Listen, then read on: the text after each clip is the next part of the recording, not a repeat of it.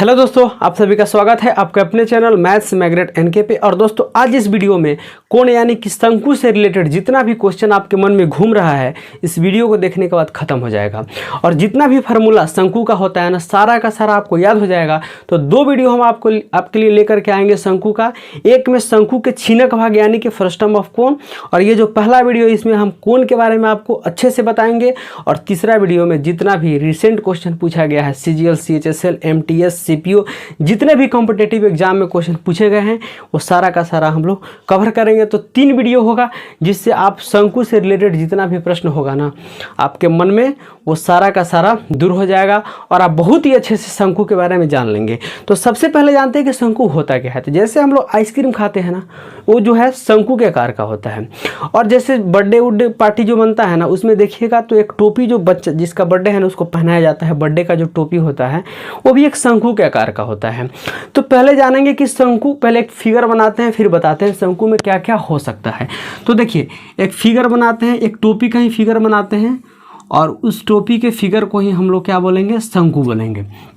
तो इसको देखने के बाद आपको पता चल रहा है ना कि इस छोर से इस छोर तक ना एक प्यारा सा एक ऊंचाई दिख रहा है और यहाँ जो है ना ये एक रेडियस है। तो इसको हम लोग बोलेंगे R और ये हो गया R, ठीक है। और ये है ना ये हाइट है, ये इसका फाइनली हाइट मतलब जितना हो सकता है ना ये पूरा का पूरा यानी टोपी का ये पूरा हाइट है, ठीक है। और ये जो दिख रहा है ना इसको L बोलेंगे यानी कि इसको बोलेंगे हम लोग सलांट हाइट। क्या बोलेंगे? सलांट हाइट, ठीक है, यानी कि तिरछी ऊंचाई। और ये जो होता है ना ये इसको बोलेंगे हम लोग हाइट, ठीक है। और ये जो है ये है आपका रेडियस यानी कि त्रिज्या। अब सबसे जो बड़ा बात है ना इसमें क्या कि आखिर इसका क्या क्या निकल सकता है। अभी कितने लोगों को मन में कन्फ्यूजन होता है कि किस चीज़ का एरिया निकलता है, किस चीज़ का वॉल्यूम निकलता है, किस चीज़ का पेरीमीटर निकलता है। ये बहुत सारे लोगों को पता नहीं होता है, लेकिन आज इस वीडियो को देखिएगा ना तो सारा कन्फ्यूजन दूर हो जाएगा। तो पहले बताते हैं कि वॉल्यूम किस चीज़ का निकलता है।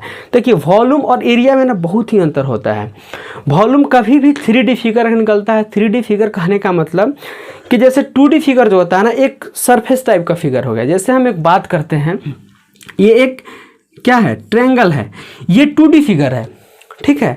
ऐसे बात करते हैं तो ये क्या है, एक स्क्वायर है, ये क्या है 2D फिगर है। लेकिन अगर इसी को हम बना देंगे क्या, क्यूब बना देंगे, तो ये क्या हो जाएगा, 3D फिगर हो जाएगा। कहने का मतलब कि जो माचिस का डब्बा है ना वो एक घनाभ यानी कि क्यूबॉइड के फॉर्म में होता है।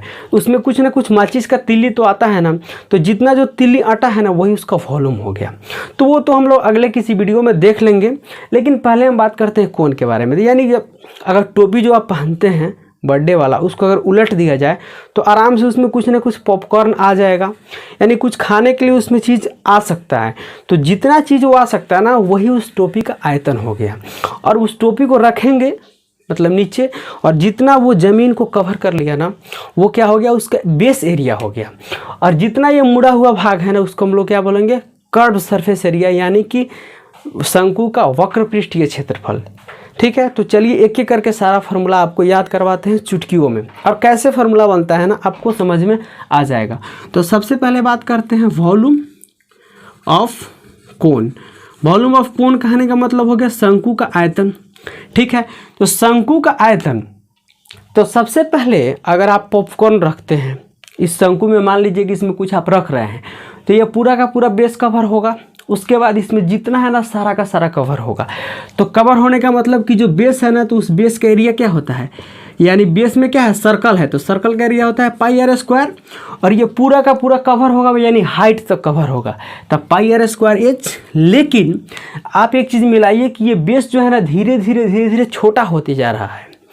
यानी अगर एक थोड़ा सा दिमाग लगाया जाए ना तो यहाँ से जो है ना हम यहाँ पे एक इमेजिंग कर रहे हैं, तो 1 2 3 पार्ट बन रहा है जिसमें से 2 पार्ट यहाँ से गायब है और सिर्फ एक ही पार्ट हमको दिख रहा है। तो हम कह सकते हैं कि ये टोटल 3 पार्ट था जिसमें से सिर्फ हमको 1 पार्ट दिख रहा है, तो 1/3 भाग लिख सकते हैं। यानी 3 भाग में से 1 भाग का हमको निकालना है, ठीक है। तो समझ में आ गया ना कि वॉल्यूम ऑफ कोण क्या होता है, 1/3 πr²h। और फार्मूला कहाँ से आता है, कैसे आता है, ये भी आपको समझ में आ गया होगा। अब बात करते हैं ये जो मुड़ा हुआ भाग है यानी टोपी जो ऐसे मुड़ा हुआ रहता है उसके बारे में। उसको बोलते हैं वक्र पृष्ठीय क्षेत्रफल या कर्व्ड सरफेस एरिया। तो अब बात करते हैं कर्व्ड सरफेस एरिया के बारे में।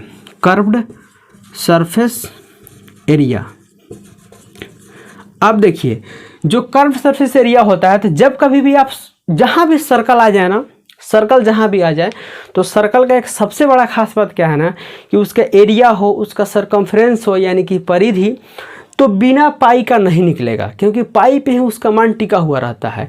तो आपको दिमाग में रखना है कि ये बेस में क्या है, ये मुड़ा हुआ जैसे भाग है, तो बेस में क्या है, सर्कल है, तो सर्कल के लिए पाई। पाई में क्या होता है, यानी सर्कल में क्या होता है, रेडियस होता है, तो रेडियस के लिए आर, और हम मुड़े हुए भाग का ना निकाल रहे हैं, तो मुड़े हुए भाग में क्या है, एल है, तो पाई आर एल, बात खत्म।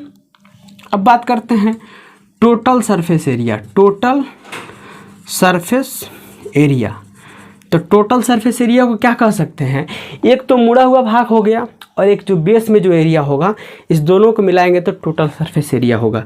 तो लिख सकते हैं ना curved surface area plus base area, plus base area. तो कर्व सरफेस एरिया क्या निकला, पाई आर एल, आप प्लस बेस एरिया, यानी बेस में क्या है, सर्कल है, तो सर्कल का एरिया क्या होता है, पाई आर स्क्वायर, यानी कि एक वृत्त है।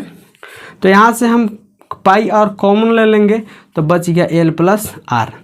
तो उम्मीद है कि बहुत ही अच्छे से आप समझ गए। तो आप ये चीज़ क्लियर कर लीजिए आज के बाद कि आपको कन्फ्यूजन नहीं हो। कोण में अगर हम वॉल्यूम निकालेंगे तो 1/3 पाई आर स्क्वायर एच। एक बार आपको रिकैप करके बता देते हैं। मुड़ा हुआ भाग यानी कि curved surface area pi r L, और टोटल सरफेस एरिया में curved surface area plus base area को जोड़ेंगे तो टोटल यानी कि संपूर्ण पृष्ठ का क्षेत्रफल निकल जाएगा pi r l plus pi r square, और पाई आर कॉमन लेंगे तो एल प्लस आर हो जाएगा। लेकिन क्वेश्चन कैसे पूछ सकता है, तो अभी एक चीज़ इसमें और छूटा हुआ है।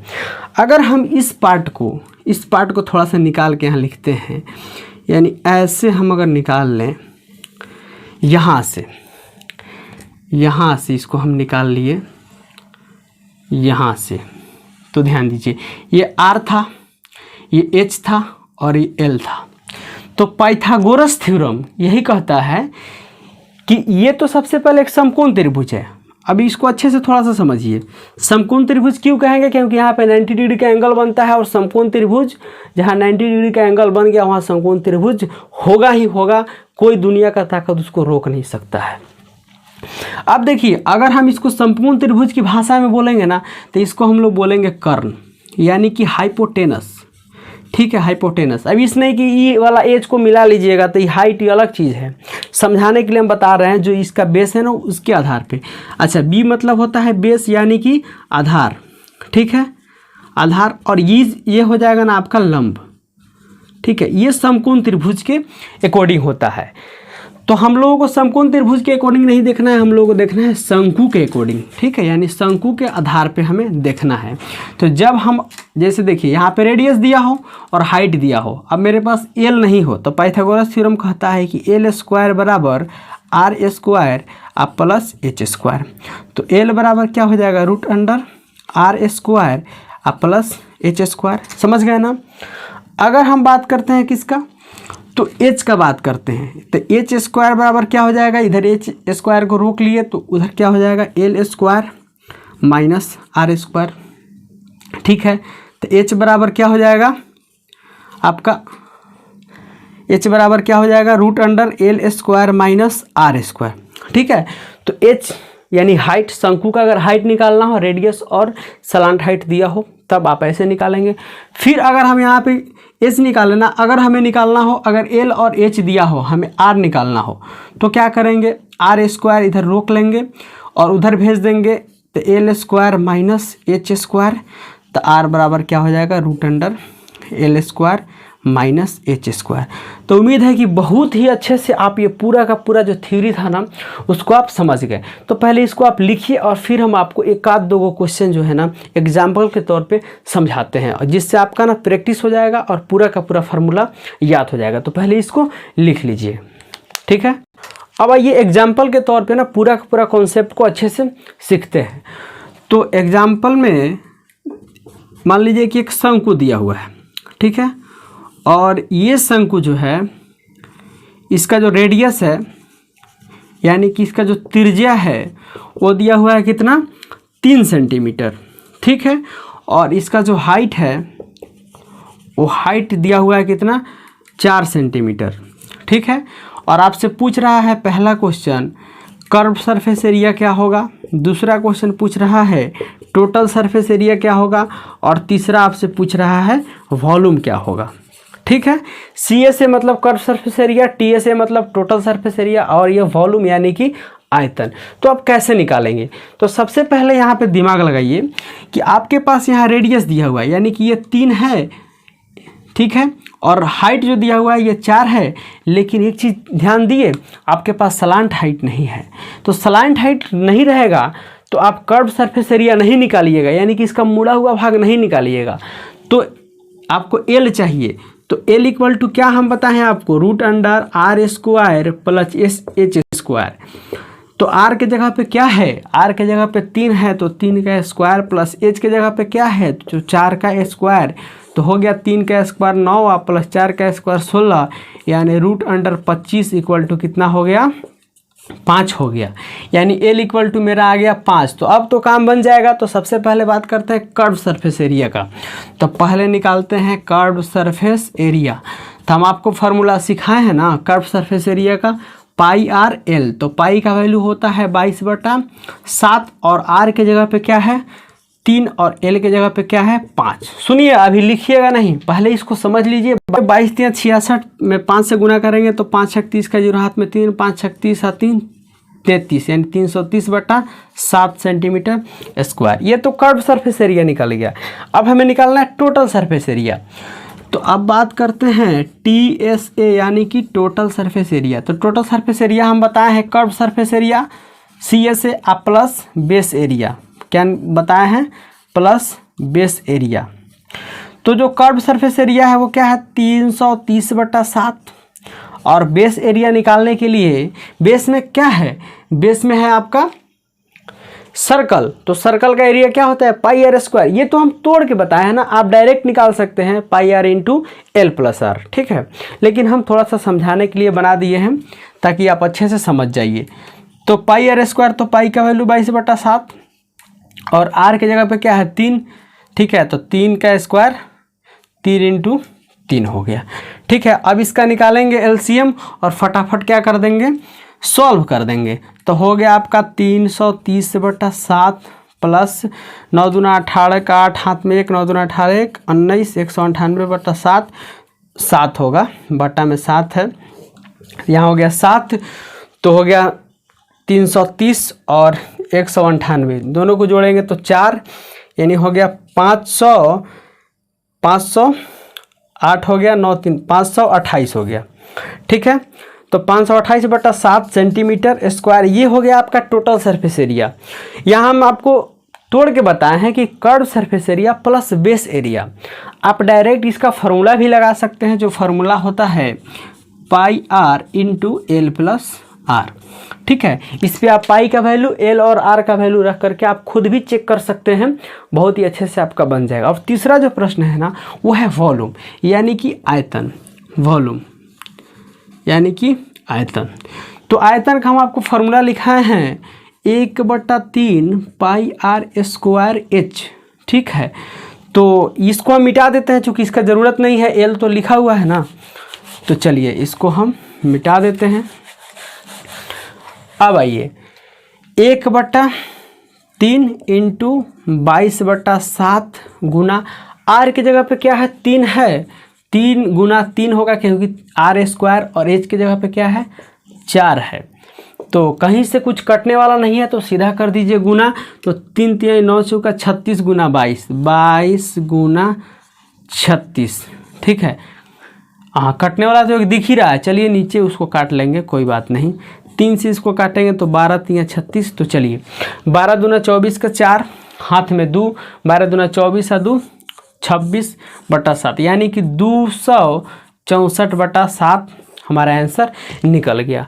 तो उम्मीद है दोस्तों कि बहुत ही अच्छे से ना आप इस चीज़ को समझ गए होंगे, total surface area, curve surface area और वॉल्यूम यानी कि आयतन, और आपको स्लेंट हाइट और रेडियस, ये सारा चीज़ आपको समझ में आ गया होगा। अब जो अगला वीडियो मिलेगा ना वो मिलेगा आपको फ्रस्टम ऑफ कोन यानी कि शंकु के छिनक भाग का क्षेत्रफल। बहुत ही मज़ेदार वीडियो इसके बाद मिलेगा। तो देखिए जैसे यहाँ से हम काट देते हैं, तो यहाँ से काट देंगे ना तो एक यहाँ से बाल्टी के आकार का आपको एक दिख जाएगा और ऊपर एक छोटा सा शंकु दिख जाएगा। तो हम लोग इसका एरिया कैसे निकालेंगे अगले वीडियो में जानेंगे। और ये पहला वीडियो है, फिर दूसरा वीडियो मिलेगा उसमें शंकु के छीनक भाग का क्षेत्रफल जानेंगे, और जो तीसरा वीडियो होगा ना उसमें जितना भी recent question SSC, CGL, CHSL, MTS यानी जितना भी पूछा गया कॉम्पिटिटिव एग्जाम में प्रश्न, वो सारा का सारा प्रश्न हम लोग सॉल्व करेंगे। तो दोस्तों वीडियो को शेयर जरूर कीजिएगा। इतना देर तक वीडियो देखें इसके लिए आप सभी को तहे दिल से धन्यवाद, और अपने भाई को सपोर्ट कीजिए और चैनल को सब्सक्राइब कर लीजिएगा। तो फिर मिलते हैं दोस्तों किसी अगले वीडियो में, तब तक के लिए जय हिंद।